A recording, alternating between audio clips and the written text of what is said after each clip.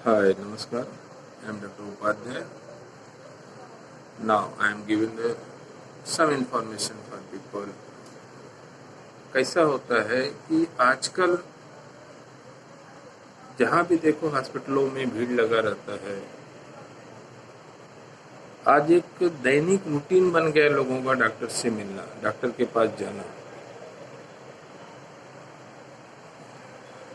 लोग जहाँ भी देखो हॉस्पिटल ही हॉस्पिटल, पेशेंट ही पेशेंट भरे हैं। कभी आप लोगों ने सोचा नहीं कि इतना क्यों हो रहा है? ये विदिन 40-45 मेरे ख्याल से 40-45 साल के अंदर ये सब बढ़ा हुआ। तो इसका मूल कारण क्या है? हम नासमझी के कारण कोई भी दवा खा लेते हैं। फॉर एग्जाम्पल, बॉडी में पेन हुआ, चेस्ट में पेन हुआ, हेडेक हुआ, हम मेडिकल स्टोर से जा करके या किसी के कहने पे जा करके कोई एक दवा खा लेते हैं।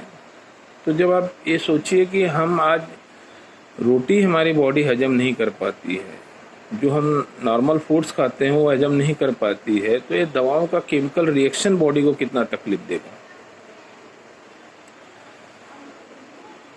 और आपका दर्द तो ठीक हो गया, लेकिन दूसरा रोग को बढ़ावा दे दिया।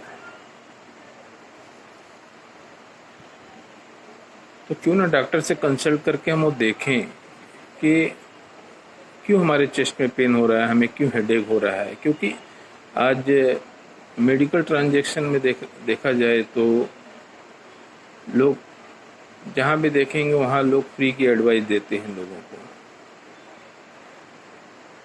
और हम भी चाहते हैं कि डॉक्टरों के पास ना जाएं बच्चे।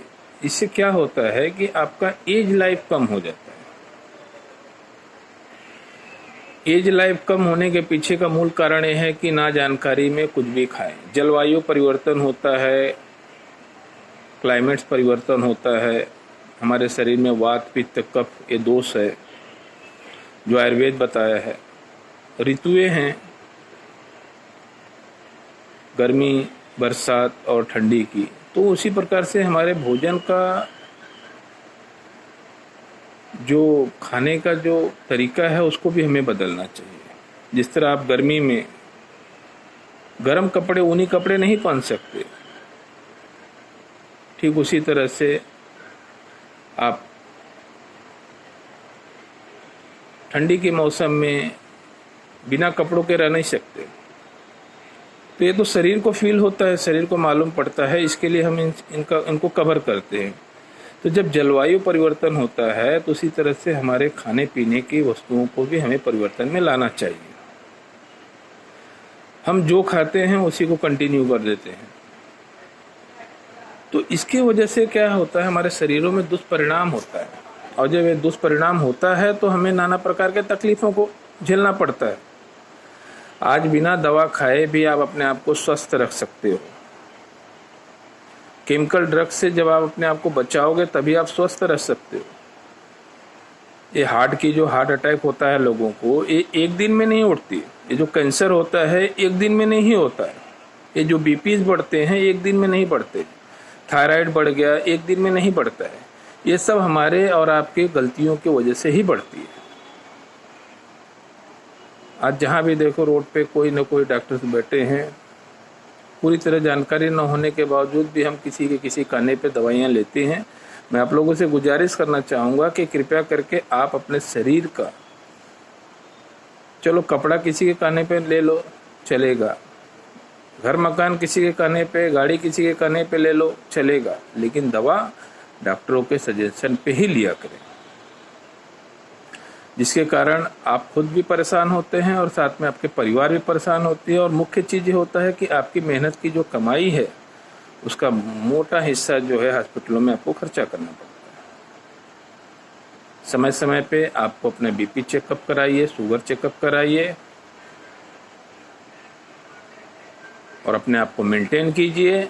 जलवायु परिवर्तन हो तो अपने खाने पीने को भी चेंज कीजिए। अगर आपको ऐसा कुछ तकलीफ होता है तो आप आकर के डॉक्टर से कंसल्ट कीजिए कि गर्मी में हमें क्या खाना चाहिए और क्या नहीं खाना चाहिए, बरसात में हमें क्या खाना चाहिए क्या नहीं खाना चाहिए, ठंडियों के मौसम में हमें क्या खाना चाहिए क्या नहीं खाना चाहिए।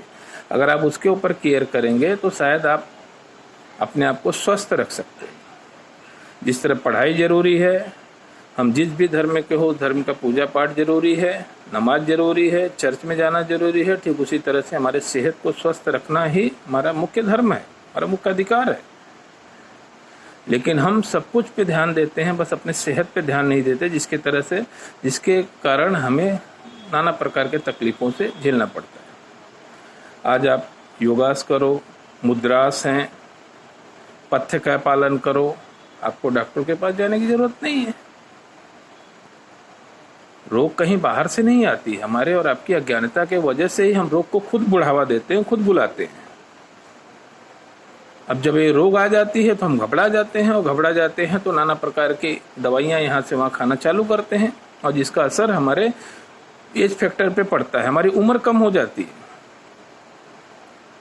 आज देखते हैं कि छोटे छोटे बच्चों को क्या क्या तकलीफें होती हैं, मोटापा बढ़ रहा है, गैस्ट्रिक का प्रॉब्लम है, डिप्रेशन में जा रहे हैं, एकाग्रता कम हो रही है। इसका मूल कारण क्या है?